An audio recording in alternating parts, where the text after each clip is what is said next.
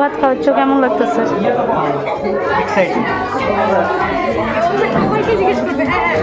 হ্যাঁ তুই বল, তোর বিয়ের ফিলিং বল। বিয়ের ফিলিং তো ফাটাফাটি, ঠিক আছে। এবার আইব্রো ভাত নিয়ে বলি, এটা আমার বান্ধবীর দেওয়া, মানে তোর দেওয়া আইব্রো ভাত। আর এটা সকলটা প্রথম আইব্রো ভাত, সিস্টেম করাটা জোড়াইও প্রথম আইব্রো ভাত। এই যে শুভম দা